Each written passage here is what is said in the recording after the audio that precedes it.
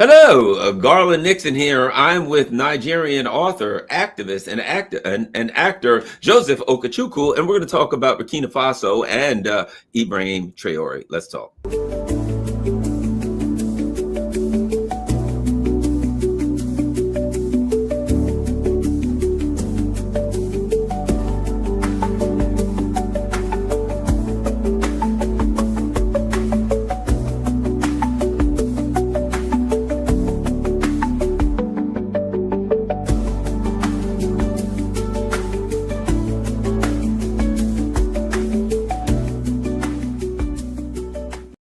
Hello, Garland Nixon here, and I am hanging out with Nigerian activist and author, director, producer, Pan-Africanist, all of that stuff, Joseph Okechukwu, and we're going to talk about Ibrahim Traore. We're going to talk about Burkina Faso and Africa, Africa rising. Joseph, welcome to my humble YouTube channel. Thank you so much, Garland. Nice to be here with you. Wonderful, wonderful. You know, there are times when you see a figure and there's something special. You know, there's people that okay, that's Garland Nixon, some slump on YouTube, great. But you see somebody, and in my life, I've been fortunate enough to, I knew Paul Robeson Jr. well. He was a very good friend of mine and a mentor. I know still Dr. Julius Garvey, Marcus Garvey's son. I've interviewed him. People that just the lineage of their father. For God's sake, every time I was in and talking to him, and I'm like, wow, this is Marcus Garvey's son. This is Paul Robeson Jr.'s son. There's special figures in history. I get that feeling, if you know what I'm saying. It's not something you can put in words, but it's a feeling with Ibrahim Traore that this guy is something special, not just for Burkina Faso, but for not just African people in Africa, but worldwide. Your thoughts? I agree with you 110%. If there's anything like 1,000%, I do agree with you on that. I'm serious. In most of my posts, I've made it abundantly clear to anyone who cares to know that what we are witnessing in Burkina Faso is not the usual thing that we have seen in the past in Africa. The individual you're looking at is a revolutionary archetype of the 21st century. I borrowed that from a very brilliant brother who said that. I said, this guy is a revolutionary archetype. I actually call him an incarnation of the revolutionaries that have been unalived in the history of Africa in the past. I always say that this guy is a combination of the reincarnation of all these guys, Patrice Lumumba, Thomas Sankara, Muammar Gaddafi, these men who wanted the best for Africa and wanted Africa to break with the colonial masters and actually pursue its own destiny by itself. And all of them were killed because of this. And so when you look at Ibrahim Traore, you're looking at a guy who has come out from the loins of these men. This is the symbol of the resilience, the transformational and revolutionary resilience of Africa, saying no matter how much you try to kill us, we are still here and we are definitely going to win. You can kill the careers of the idea, but you can never kill the idea. You can kill the messengers, but you can never kill the message. That is what is happening. Can you imagine how far back Patrice Lumumba tried to give us the same thing that we are looking at today in Burkina Faso, and they unalived him? Can you imagine how long ago Thomas Sankara tried to do it and they killed him? And Muammar Gaddafi recently tried and they took him out. And so Africans have already resigned to the fate that whoever comes up to give us freedom, to help us to break from the shackles of colonialism, which now manifests in the form of neocolonialism that is so endemic in Africa today, that person is going to lose their lives. This is what we have resigned to. But you see, Mother Africa says, no, not so fast. I'm still here, and I'm never going to accept slavery over freedom. So that's how I look at Ibrahim Traore. He's not irregular. He is not an ordinary guy. Your thoughts on, and I felt like this when I saw him at May 9th with those leaders. That was a special feeling. What were your thoughts when you saw him in Moscow at the May 9th parade with the world leaders? My thoughts when I saw Ibrahim was pride. I was proud to be an African man. Garland, many years ago, I was in the Republic of Ghana, in the capital of Ghana, Accra. And I was listening to BBC's Focus on Africa. All right. I know BBC. BBC is not my favorite. You see, mainstream media, they're liars. So, but most of the time I listened to BBC. Back then, I would just listen to hear about things that are happening on the spot. If you take away live events that they are covering, there is nothing else. Every other thing is propaganda. So I was listening as usual because there was nothing else to listen to. The local radios were not impressing me. So I just listened. And expectedly, because I always expect to see something nasty there, I overheard a guy that was being interviewed, unfortunately, a Chinese guy who was being interviewed on his first trip to Africa. And he said that the biggest shock to him was that he came to Africa and realized that people were not living on trees with monkeys. I was blown away. This was in the 2000s that this happened. And when I heard that, something mysteriously broke inside of me. And I went out and wrote a song called Proud to be African. Of course, it was just a song I was playing around. I just wrote it. And that song, every time I play that song, I remember the nonsense that I just heard from that guy. So when I saw Ibrahim in Moscow, the first thing that came to my head was that song, Proud to be African.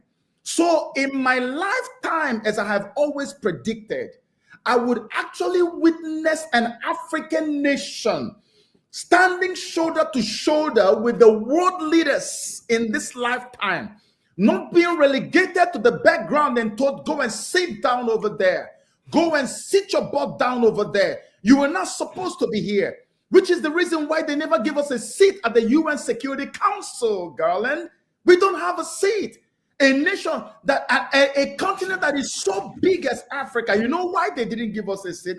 It is because the colonial masters gathered in Berlin in the 1800s and divided our continent and gave it the fake borders that we have today, and then psychologically enforced those borders in our minds so that we stay disconnected in our minds from one another.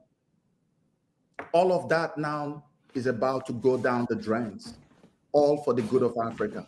So whenever you look at Ibrahim Traore, and not just him, whenever you look at Assimi Goïta of Mali, whenever you look at Abdurrahmane Tchiani of Niger Republic, you are looking at the resilience of revolutionary Africa. You are looking at the practical and pragmatic renaissance of Africa, Mother Africa, saying, I have had enough. The time has come for my freedom, and nobody, no matter who you are, will stop me. And this is also a message to our brothers like you in diaspora. You guys now need to know that Africa is roaring back to life. Time to stop feeling inferior in the land where you feel you are not accepted. Come back to where you look like everybody and everybody looks like you, where you are actually originally from. This is your roots. Africa is your roots. You need to begin to come back. Pour into Burkina Faso, pour into Mali, pour into Niger Republic. Let's go and defend motherland and make sure that when we say never again, we mean never again. I was proud to see him there. And I believe by the grace of God that he will not be the only one who will stand like that in Moscow with world leaders and even in other different fora that are coming in the future. Many more African countries are going to throw away these garbage people called colonials, and they are going to reclaim their sovereignty and now be in charge of their own destinies. Do you find it seems to me that something is spreading in Africa like I haven't seen before? You know what I mean? It's there have been, there's been a long time since we've had this kind of a leader in Africa, and it seems to me that the African people all throughout the continent, some who even had their differences, all feel it. And the Traore phenomenon seems to be having an effect on all of Africa at this time. Like, it's bringing everyone together. And even then, it's something, and I'm certainly, we're praying for Brother Traore, and I don't believe anything's going to happen to him, period. But I'm just saying, he has started a fire that can't be extinguished, I think. And I don't believe anything's going to happen to him. I'm just saying there was dry wood and straw everywhere, and there just needed to be a spark. And so the imperial powers and the colonial powers that are saying we have to get him, I don't think they really understand that what he's done is spark something, and it's no longer just about him. It's about Africa feeling that it's their time to rise again. I agree with you. It's no longer business as usual. I explained this to George Galloway, and I told him the reason why no African could rise up to challenge the ills of the colonials, to challenge the statutory enslavement of an entire nation or entire nations of people, was because we didn't have any power backing us. We were already crippled from birth as Africans for generations. You were already made to know you are a slave and will remain a slave forever. And so whenever you dared to stand up to the colonials, you are told that, look, watch your back, you're about to go down. And truly, that person always went down. That's why we lost the guys we lost. And so what happened now differently is that in this game that we're playing today, which is being played differently, we have a power behind us. We have the power of the Russians behind us. And remember that back in the days, the Russians, the Soviets stood on the side of liberation in favor of the Africans against the colonials. But they don't want to teach that to our children. They wanted to make sure that they use the mainstream media propaganda machinery to paint Russia as the enemy. Meanwhile, Russia is truly our friend. So when they began to encroach into Russia, when they said, no, we're not going to have any 1 inch towards the east, remember the whole fight between Russia and Ukraine, which I keep explaining to people, that what mainstream media will tell you that, oh, Russia just invaded. And Russia just woke up one morning and didn't feel so good about Ukraine and decided, okay, I just want to invade. I am a very strong military. I'm going to invade Ukraine. Nobody gives the backstory to that. Nobody remembers what agreement was signed in the past or the promises that were given to Russia, that NATO was not going to expand 1 inch east. Meanwhile, after saying that, you have taken almost all the former Soviet countries that are close to Russia, to the point you are now by Russia's border, which is Ukraine, and you are telling the country to stay quiet. Remind me again what happened during the Cuban crisis. You know how far away Cuba is from America? But it's a threat strategically for anyone to come there and say they want to establish anything militarily. America had to bomb, had to react, which is right, and everybody see it as right. But look at what is happening. You want to get close. So when Russia saw that these guys are liars, every promise they made to us, they have reneged on all the promises. Russia now decided, you know what? I am going to go down to Africa and take away the breast milk from your mouth, because Africa is their breast milk. They cannot do anything without Africa. Garland, listen, while we are on it, let me tell you something. I want to give you some figures so it won't look like I'm just being emotional. What do you think is the gold reserves of France? France's gold reserves rank as the 4th largest in the whole world. The 4th largest. Garland, let your followers and yourself do a research. Ask and check if there is any single drop of gold in the land or the source of France. Not one, not even a dust of it. But they have the 4th largest gold reserves in the world. Meanwhile, Burkina Faso, the home of gold, Mali, the kingdom of gold, Nigeria, all these places, not a single gold reserve from them. They don't have one. This is why Jacques Chirac, the former president of France, said that if you take away Africa, that France will descend into the ranks of third world countries. Because without us, these guys are finished.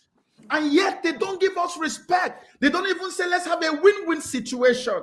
Let's come into a win-win situation where I take this and you take that.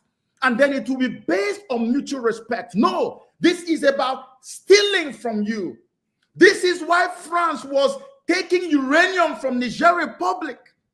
At uranium, they were selling for almost 200 and something euros, but they were giving Niger Republic about 0.80 euros per kilogram. So when I'm vibrating like this, people don't understand the anger and the pain.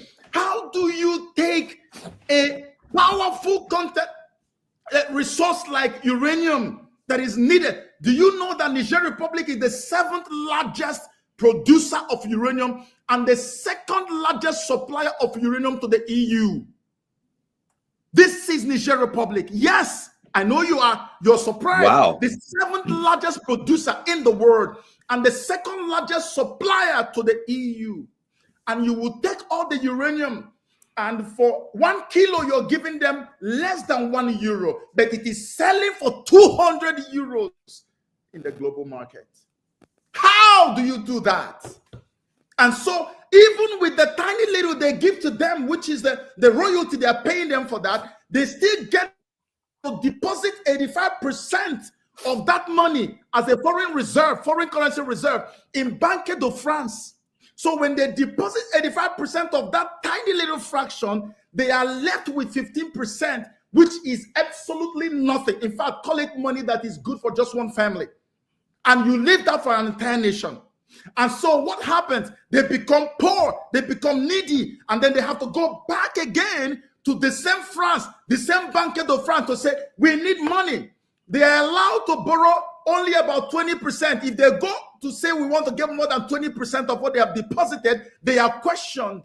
And in that borrowing they borrow, they are borrowing it at market prices with very high interest rate. This is their own money that France took from them, that they call colonial tax.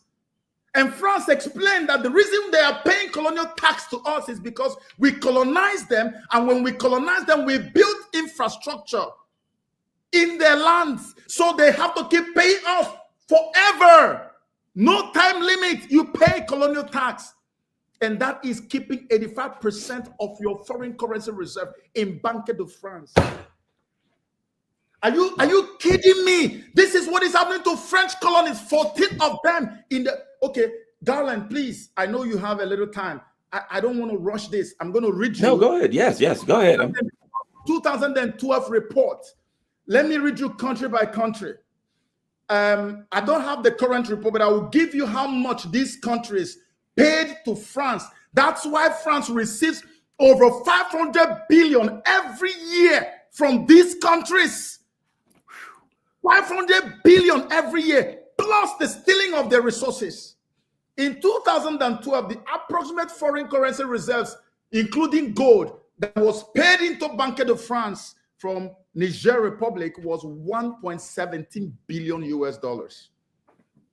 In the same 2012, Togo was $510 million.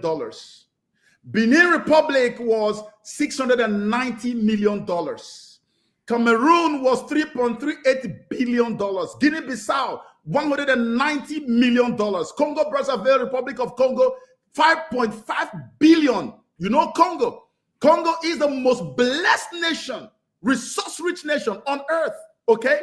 Ivory Coast and Cote d'Ivoire, how much? 4.24 billion. Mali, 1.31 billion. Gabon, 2.35 billion. Chad, 1.16 billion. Central African Republic, 160 million. Senegal, 2.25 billion. Burkina Faso, 930 million. Equatorial Guinea, $4.4 billion.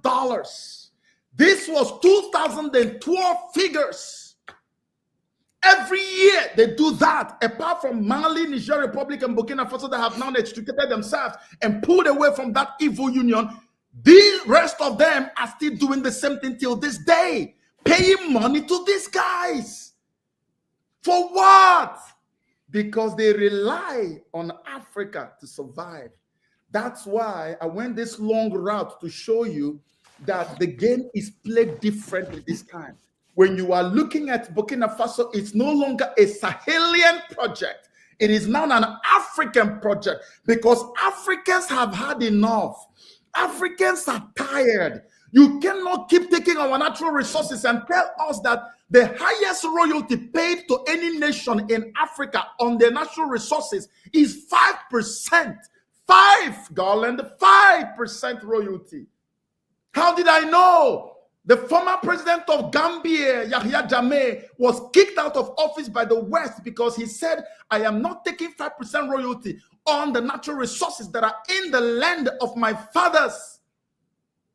They say, why? He said, how can you give me 5% royalty? Are we not supposed to have an agreement on how this is done? Are you not supposed to come into partnership and tell me what you bring to the table? I'll tell you, okay, I own this, you take this, I take that. No, you don't have that right if you are in Africa.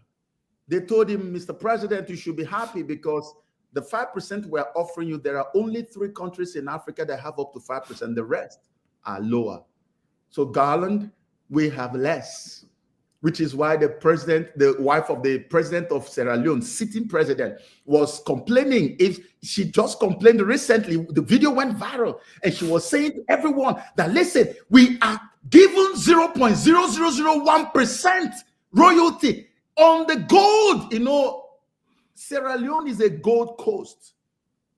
It's a gold coast. But if you visit Sierra Leone today, it's like a shithole. Pardon my language. Sierra Leone is a shadow. It's not even, you can't even find where to put your feet. So backward, so messed up, so devastated economically. But if you imagine if the gold in that country was being nationalized the way Africa, Ibrahim Traore is nationalizing the wealth of his country right now. Everybody from Sierra Leone would have been living so big, you won't see any one of them going to queue for visas to travel anywhere. This is what is happening to countries in Africa. And this is why every African diasporan must pay attention and must back what is happening in the Sahel. Because if we can consolidate and hold down what has happened in Sahel, many more victories will roll in. If we let them touch any one of those guys, we are done. Psychologically, they will weaken us. And you won't see any revolution anywhere again. But thank God for the gift of Russia in times like this. I believe that the rivalry, or not even the rivalry, the animosity between Russia and the West was created by heaven so that we can have our freedom. So that's why today it is not easy for them to take him out like they would have before. He wouldn't even have lasted 2 years in power. He's been there for more. And so much is happening in Burkina Faso. You know, I knew when I heard him first say, I didn't know much about him. And then the first thing I read, I was reading, and he said, you know, he was in Russia and they had, it was like an Africa summit. And various African leaders were saying things. And when what he said was, what, they were asking for help and things like that. And what he said was, why are we going around the world begging when we're so rich? And I knew, man, this guy's looking at this thing as something different. He's not looking at it as we're weak and we have to ask everybody for help. And what he recognized the strength of Africa and said, we have to exercise our strength. We are not poor. We are not beggars. And the vision of him, he's a big, strong guy. You know, you look at him, he's a big, strong guy, and he wears his military uniform, you know, the uniform of armed struggle. And the way he talks is, it's not anger, it's confidence. It's strength. And as soon as you hear him, you say, yeah, that guy, he means business. And he's not weak. He's not begging. He's not asking. He's saying, we have a right to this and we will have it. Yes, because Garland, passion is infectious. When you see passion, no one explains it to you. You can feel it. It's very infectious, very relatable. When you see Ibrahim Traore, the reason we call him an archetype is because he is an embodiment of all the cries and the weeping and the pains of Africa. He's not the only one in the Sahel. Remember, the revolution began in Mali, and we have to give it up for that brother in Mali who held it together until Burkina Faso then happened. And then you had Niger Republic. It was the motivation of Mali. It was Mali that motivated this Burkina Faso, that inspired Burkina Faso to happen. And Burkina Faso inspired Niger Republic to happen. And the three of them are now inspiring many other revolutionaries and revolutions that are breeding right now, that are sitting in different parts of Africa. There are so many more that are going to fall in. Mark my words. In no distant time, you're going to see many more African countries. And that is the essence of making sure that Ibrahim Traore is protected. Ibrahim Traore only just happens to be the one that has been singled out as the poster child for what God is about to do on the continent of Africa. He's not the only one, but he has been singled as a sign. When I made a particular video I put out some time ago, I said, Ibrahim Traore is the sign from God. A single human being that became a sign of an entire revolutionary process. That's who he has become. So when you hear him speak, you will feel it. You will see it coming. You can feel the fire in his bones. And he's very calm and calculated. He knows exactly that our time has come. They said you cannot defeat an idea whose time has come. How can you defeat it? This idea has been there. It's been there for so many years. And many of our forefathers died hoping and believing that this day will come. But eventually, it pleased God that it will happen in our own lifetime. And it is happening right now. And there's nothing anybody can do about it. That is why, Garland, can you believe it? You think it's fake news? More than 18 to 20 assassination attempts on Ibrahim Traore. All of them failed. And I can bet you today, he is not the only one they're trying to take out. You can imagine how many assassination attempts Assimi Goïta of Mali has also endured. You can imagine how many that Chiani of Niger Republic has also endured. But now they are targeting Ibrahim Traore because Burkina Faso is now the place, like the headquarters of the AES nations, the Sahel states that have broken with the colonial powers. So Burkina Faso is the security headquarters for them. That's where almost everything is coordinated from. So they want to target and destroy this one that has come out as the symbol of the revolution, so that the moment they do it, every other person will be psychologically incapacitated. And the rest of Africa will crawl back into their cocoons, crawl back into their shells and say, well, I said it before, we are never going to be free. We are not meant to be free. A lot of Africans already believe that we are not meant to be free from the colonial powers. That's why you have puppets all over the place. Puppets giving their whole life to serve the colonial powers in the 21st century. Garland, these are our brothers because they are cowards. They have given up. They no longer believe that miracles are possible to happen on the continent. They gave up hope. That's why. So the colonials used them. Look at Cameroon. Look at so many parts of Africa. Leaders, so-called leaders in power for generations. And France is so happy. And yet General Michael Langley is coming to tell us that the problem of the world is Ibrahim Traore that just came to power in 2022. But you have the guy in Cameroon and in different other parts of Africa who have done decades in power, nothing but tyranny on their people. And then allowing France and colonials to steal all the money and take them away. That's all they've done. Nobody cares about the people who are dying and languishing in poverty. But the one man who has come out with his brothers in the Sahel region to say, enough is enough. Africa belongs to Africans.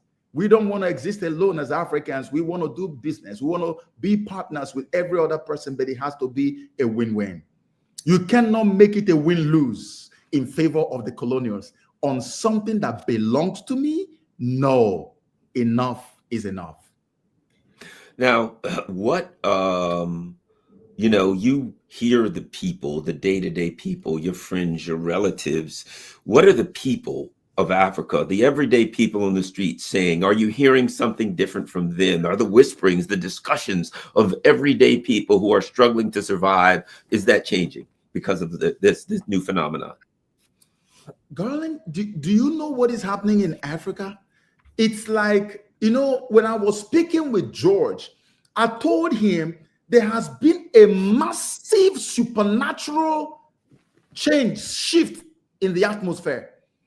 It's like a generational shift in consciousness. And everywhere you go on the continent of Africa, it doesn't matter what country you go to, you can feel it is so palpable that you can almost touch it and taste it. Africans are generally tired. They've had enough. And you know, the good news is that we are living in an era where social media is now the thing. Okay? It's no longer mainstream media. Because the reason why they got away with Libya and Muammar Gaddafi's, execution was because we didn't have social media that strong then. Social media was not that powerful.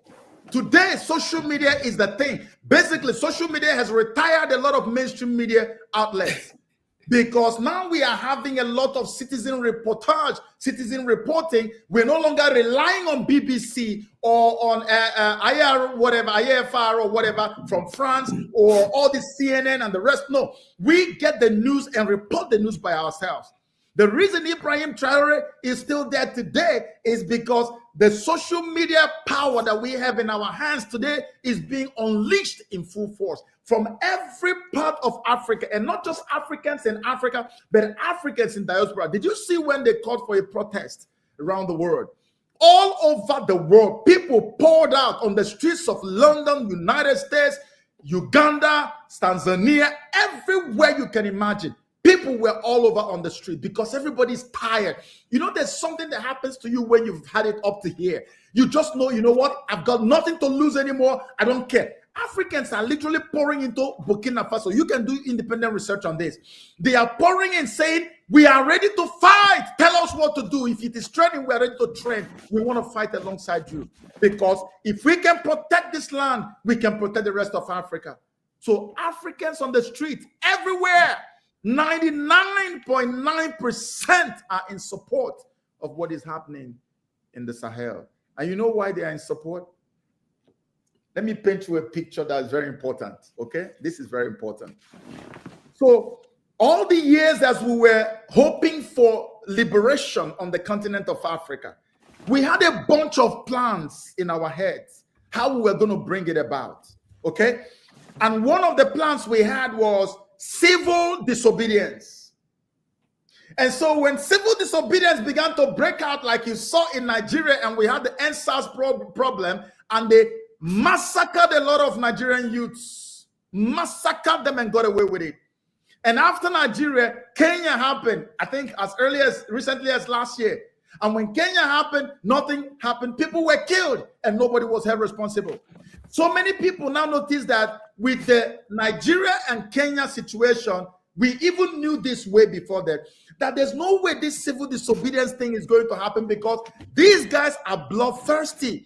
They will kill and massacre you, and they already know that the human mind can forget so easily. So they know that after a short while, we're just going to forget about it, and it will just be, resigned to history. So we now said, no way, this is not going to happen. So the second option we had was political revolution. Now, politics, we found out that because they created the political machinery that actually is used to govern all the nations, conquered nations of Africa, it is so difficult to actually have them defeated in their own game that they created. We had a man called President Jonathan, Goodluck Jonathan, that came to power. He didn't have to go to Chatham House to go and declare that, I am going to be loyal to the colonial powers. He became president because the president that was there in power, that he was vice to, had died, which was Yaradua. And so because of that, he was the most effective president, one of the most effective Nigeria has ever had in history, maybe after Obasanjo. I think he even did almost better than Obasanjo. But at the end of the day, why did that happen? It happened because the colonials were taken unawares by the emergence of Jonathan as president. But guess what? They didn't let him have a second term. They knocked him out. So no matter how we tried, there was nothing we could have done to beat them at their game. They created the political structure that governs Africa everywhere. That is why if you are not a criminal, if you are not corrupt, if you are not a very useless coward in Africa, you cannot be president approved by the colonial powers. They don't like intelligent people. They don't like Pan-Africanists coming to the seat of power because that's what they created. And so what were we left with now? We were now left with military takeover by force, which is what you call coup d'etat. You know, coup d'etat has this terrible thing, stigma to it. Oh, well, coup d'etat, no, you should have to go through democracy, but there is no democracy. The democracy they created was only for Africans to hold us down. They don't practice democracy. If they practice democracy, what is it that just happened in Romania? Where somebody wins the election because you don't like him, you kick him out, and then you bring your own person, and nobody gets a call to say congratulations until it is the guy that we put there. Why do you support people who rig elections in Africa and you tell me you have democracy? Why do you leave Paul Biya in Cameroon for about 42 years in power? And he's almost like a walking corpse, and he's still there, and he's your darling, and you say you have democracy. So democracy is fake. So we now decided, you know what, we have got to a point where we say, if we see a coup d'etat that takes away the evil and gives us our sovereignty back, we will back it with everything in us. That's how we ended up with Mali. That's how we ended up with Burkina Faso. That's how we ended up with Niger Republic. And that's how I believe almost all the revolutions are going to follow. Sadly, that's probably going to be the case. It seems to me that what you're saying is true, because it seems to me, basically what I'm hearing and what I'm reading, the puppets are frightened. That the puppet leaders are scared to death right now. They're looking over their shoulders. They're getting extra security. They're calling their masters in the city of London, in Washington, D.C. That, to me, one of the big signs is the fear and discomfort that's rising, the anxiety that's rising with these people that the colonial powers have been keeping in. I'm not in power because they have no power. It is the facade. It is the veneer, the illusion of power. Power flows through them. And they benefit when the money from their country flows through them and goes into the hands of the colonial powers. They get a little chunk to put in their pocket, and that's a lot, but it's a little chunk. But they're scared to death. Yes, they are very scared right now. I told George, they're very scared, and the power that runs through them from the colonial powers is tyrannical power. Tyranny runs through them. Okay, and so what they do, they are overseers. They basically come to oversee the transfer of wealth from African nations to the colonizers in Europe. They are overseers. In fact, even in Nigeria, we got to a point where the president started becoming the minister for petroleum in Nigeria. It happened before my eyes. So, because oil is the main thing that Nigeria has. Nigeria has about 37.28 billion barrels of oil, and then with bunch of gas reserve, trillions, billions and trillions of cubic feet of gas reserves in the country. And yet the country is one of the poorest in the whole world today. You can imagine that. So what these guys do is to sit down and make sure that they order everybody, make sure that all the corrupt channels through which, all the conduits through which the wealth of the nation is transferred and siphoned to the colonials, that they are all oiled and kept intact, so that every time you come to power and you see a puppet, the first thing you're going to notice is that the level of corruption is going to be very astronomical. And what is corruption in Africa? Corruption on the African continent, if you put it in a different context, basically means an avenue or a conduit through which money belonging to the people of Africa is channeled to the colonial powers in Europe. It is done that way so that you can blame your political officials in your country and not blame the real culprit who is stealing from you. That's why their corporations are all over Africa, bearing different names. Now, what they're doing right now, because of what is happening because of the shakeup that is happening to them in Africa, what they're doing is that all the big corporations through which they have controlled these African countries are beginning to change their names. They are changing their names to local names that people can relate to. The CEOs and MDs are becoming the locals that we know. So you see, oh, that guy is related to my mother and my brother and my brother's sister and sister. And he's now the MD CEO of that company, so and so company. But these guys are slaves still working for the same colonial powers. This is it. So what we need is not puppets. We need revolutionaries, Pan-Africanist revolutionaries. And I can tell you, if you are a revolutionary waiting in the wings somewhere, be not afraid. The land of Africa is ready. The people of Africa are ready. Everything is ready. The elements are with us. The God of heaven is with us. The winds are with us. The sun, the moon, and everything is with us. You will never fail if you have the intent of reclaiming the stolen sovereignty of any African nation today. Mark my words. You can save this video and print these words and take them to the bank. You will never fail. You will succeed. Let me ask you this. Your question. I have a question. A term you use, Michael Langley. Michael Langley. I'm just going to give you those two words. The general, for those who don't know, he's the puppet general that they put in charge of so-called AFRICOM. And I'm just going to leave those two words. He's an American, a Black American. And when they put him in power, I, went ballistic and said, you got to be, I know what you're doing. I can see what you're doing. You give me, from Africa, looking at this man, your thoughts. My thoughts are just as good as yours, but probably much deeper than yours, because in Africa, we have the benefit of hindsight. We know already what the plan is. We are already used to being having puppets imposed on us. And now the benefit of hindsight that I was talking about is Libya, not too far off. Yeah, 2011. Why do you think they put Obama there?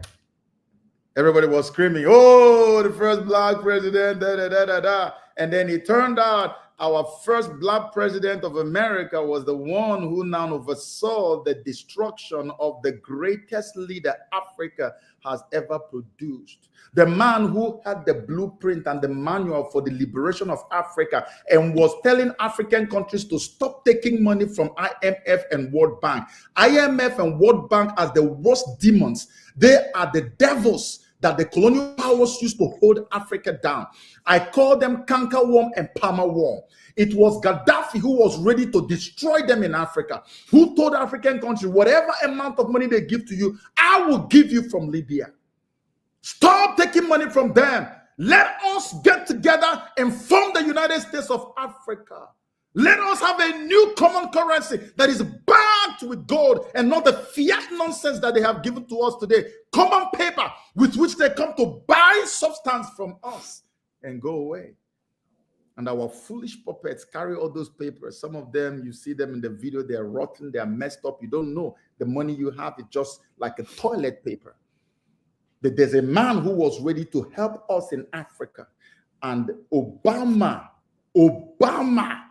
beat his chest and stood and have this as his legacy, that you're the one that destroyed that for Africa. He did not destroy a Libyan citizen or a Libyan strongman. He destroyed an African revolutionary.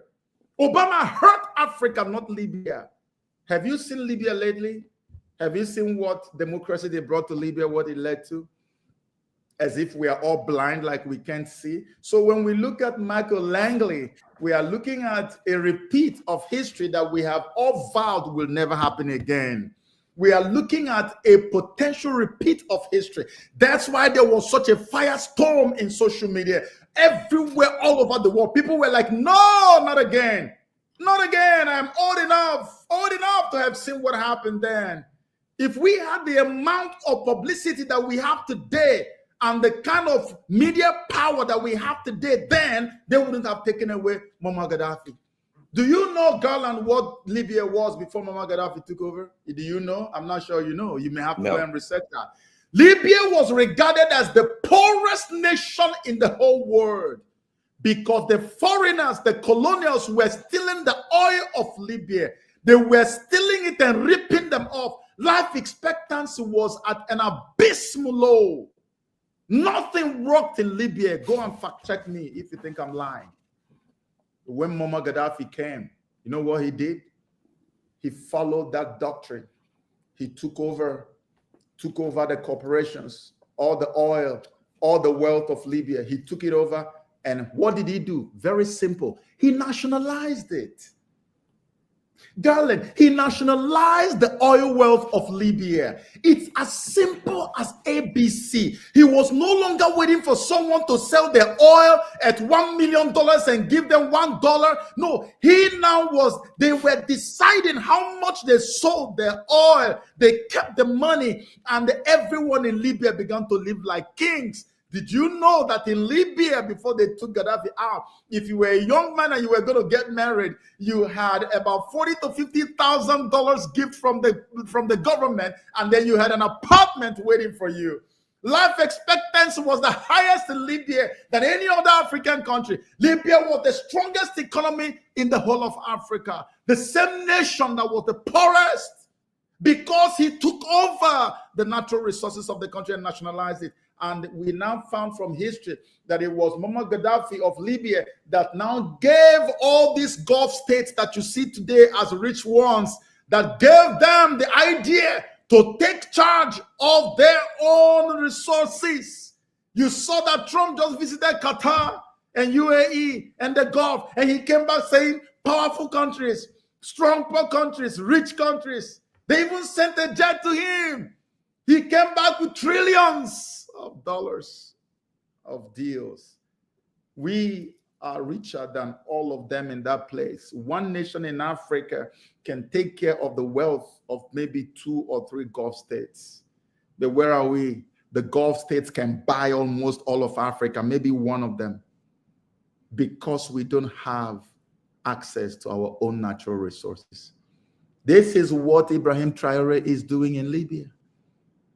So, Michael Langley, you are fighting with Africa. You were not fighting with Ibrahim Traore. Every African you meet, please take your time, do an independent research. Every African you meet knows that Michael Langley is a puppet, is a sellout, he is somebody that needs to be exorcised of the demons of colonial impositions. We are tired, Garland. We are tired. We are tired, and we would not accept any other imposition like Michael Langley on the continent, like what they did with Obama. It's not going to happen. That's what Africans said. We have said it, and you need to believe us when we tell you that enough is enough. Wow, that's interesting stuff. Let me ask you this. I'm a believer. This started in Ukraine. This all started in Ukraine. That when the U.S. empire said, we're going to come to Russia's border and we're going to sharpen up this knife, Ukraine. We're going to sharpen it up and we're going to put it to Russia's throat and we're going to tear Russia to pieces. And Russia just said, well, you may do that, but you're going to have to fight to do it. You know, they didn't say you can't do it. They said you may do that, but you're going to have to fight to do it. I think that created a dynamic worldwide where people who were all afraid, the United States is the world power, it's the Eula power. And once they saw one country say, okay, we may lose, we may win, we're going to fight. I think it started something and it spread throughout the world. And that if the United States had made that mistake, they may still be pushing along. But they made that area. And that's not to say, I'm saying that the African people don't get the credit for their revolutionary spirit in fighting back. I'm just saying that this dynamic began something. The empire going after the Russia on their border began something, and Russia making the decision to fight back without fear. The empire started something that they didn't realize they were starting, and that's what's spreading everywhere. And Africa Africa will be the place that it's starting to explode on them. The best way to destroy the colonial powers, the best way to wage the war that is raging between Russia and colonial West is to wage it on the continent of Africa. Russia understands that. Only kindergartens in international politics do not understand that the reason there's no peace in this war between Russia and Ukraine is because of Africa. A lot of people don't know that, but we know that, and I can explain it to you. Okay? So now you see, if you look at the guys who are the major cheerleaders for the war to continue, you're seeing France at the forefront. Who is the biggest loser of the war in Africa? It is France. Now you see Germany. Germany is occupying, neo-colonially occupying another nation in Africa that is so rich in uranium, Namibia. And you see Germany. Then who else do you see? You see Britain, the second largest holder, if not the largest holder of colonies. No, is the largest holder of colonies in Africa, followed by France. Can you see the people who are at the forefront pushing? We need to go to war, go to war. Don't forget about peace, peace, peace. They look at Hungary, look at Slovakia, look at these other guys. They don't own any colony anywhere. But the guys who are rattled and unsettled by the whole war, that want to really go to war, want Ukraine to keep Russia busy on the battlefield, the colonials, the holders of colonial territories in Africa. You know why? Because if peace comes between Russia and Ukraine, Russia will have so much peace that their military will not be sent to go to any war, and more than half of that military will be sent to parts of Africa to help secure potential revolutionaries that are coming. The best way to distract Russia is to keep them busy at the battlefront, to weaken their military. When you hear them say that, you don't know why they're saying that. They're saying it because of Africa. We are telling you that France does not have a drop of gold in their soil, and they have the fourth largest. Do you understand what that means? The reserve, fourth largest in the world. You see nations in Europe that don't have anything, but you go and see how much they have. It's beyond, it boggles the mind. But the nations that produce and milk, they have nothing. Can you believe that? It's just recently that Russia partnered with Mali to build a gold refinery in Mali. Can you imagine, Garland? The home of gold in Africa is just getting a gold refinery. Ibrahim Traore just recently also began to push for that, and they're now looking for nuclear. You can imagine people who own uranium don't have any nuclear powered plant. There's no light, nothing. But they are sending the uranium to Europe where they use it to generate power, generate electricity. But they sleep in darkness every single day of their lives. The seventh largest uranium producer in the world has no light, no electricity.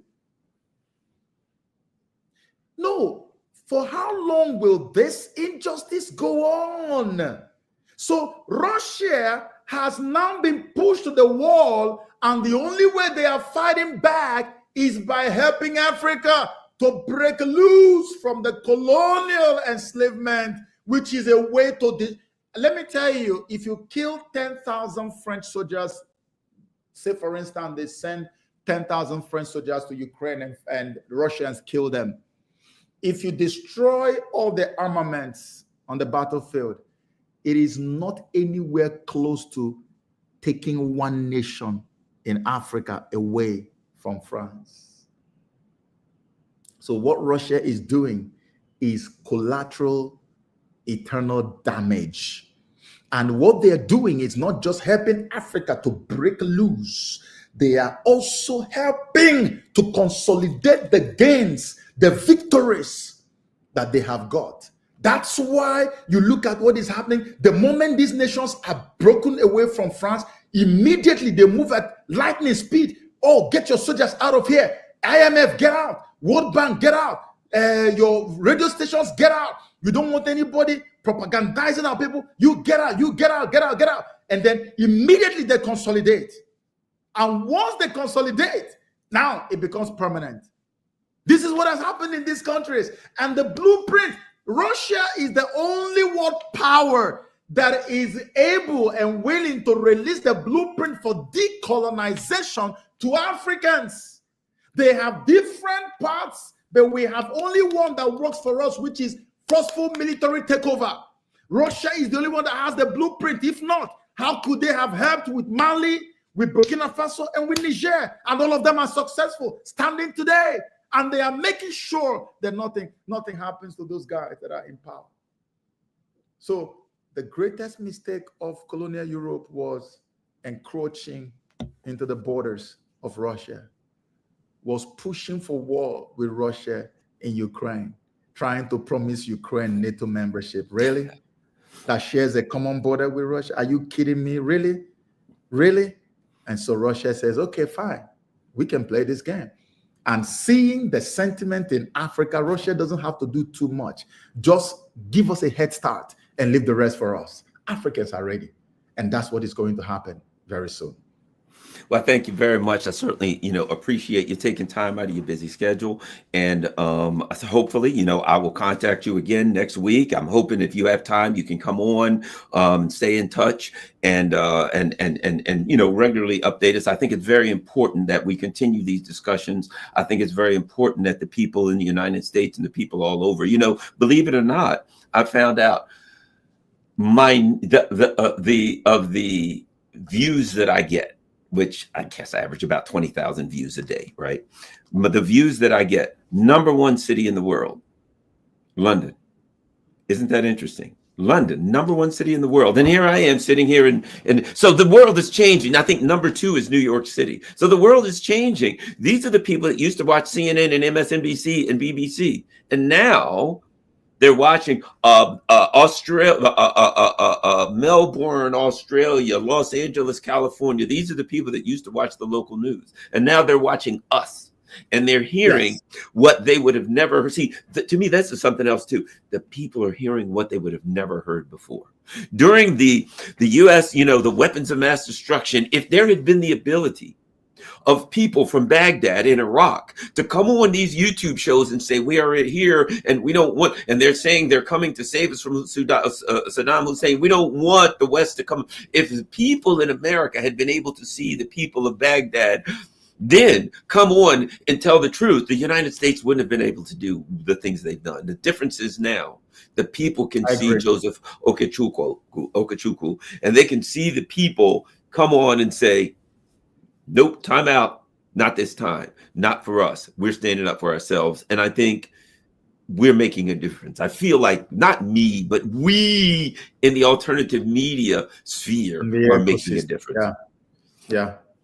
So, and I really appreciate, as example, I saw you on George Galloway and I said, that guy right there.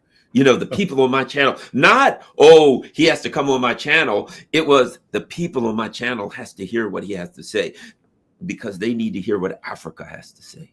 They need to hear what you have to say, because what are we going to turn on and some Michael Langley Obama type is going to come on in America. And because they have a black face, the leadership of the United States will put them on so that they can convince the black people in America, well, everything's fine. Just go along, be patriotic, go along with your government. But I saw you on Galloway and I said, that guy, we need to hear his voice. So I really appreciate it. Where can people find you online and follow you online? Okay, so I'm most active on X at JC Okechukwu, and on YouTube, my name is just Joseph Okechukwu. On YouTube, you can find me there, and of course on Instagram, where I am the least active. It's because I lost one of my accounts because of my explosive nature and the kind of things I will do. Of course, you can relate to that. So it's the new account is REEL Joseph Okechukwu, real Joseph Okechukwu, REEL Joseph Okechukwu on Instagram. And then TikTok is at kingestjoe. I have a bunch of stuff also. I'm also very active on TikTok at kingest, KINGESTJOE, at kingestjoe on TikTok. All right. Well, if everyone follows you on X, they can find links to your other stuff the also, links, right? Yes. Yeah, so follow Joseph Okechukwu on X and keep up with him. And we certainly appreciate it and hope to get you back on the channel soon. Thank you, man. And I'm going to tell everybody out there who's watching, all 641 who are watching right now, please share this on all your social media platforms. Share it everywhere. We need to get at least 30,000 views for this video, and you can be a part of it. Thank you very much, everyone. Follow me on Rockfin. Follow me on Rumble, on Telegram, and all of that stuff. But most importantly, share this on all your social media platforms. Share it with everyone you know. Thank you. We're out.